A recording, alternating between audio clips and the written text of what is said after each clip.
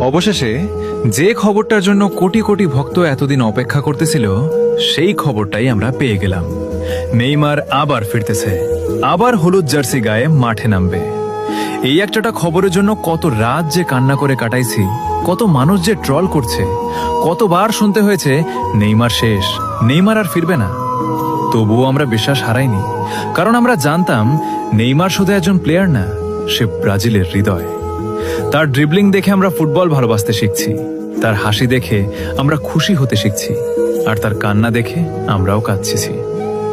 2022 বিশ্বকাপের সেই রাতটা আজও ভুলতে পারি না। ক্রোয়েশিয়ার সাথে হার, আর ম্যাচ শেষে নেইমারের চোখের পানি। সেদিন শুধু নেইমার না, কোটি কোটি ভক্তও কেঁদেছিল, কারণ আমরা জানতাম এই মানুষটার স্বপ্ন ছিল ব্রাজিলকে বিশ্বকাপ জেতানো।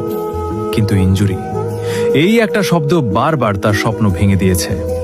তবুও সে হার মানেনি, আবার ফিরে আসছে, আবার লড়াই করতে আসছে।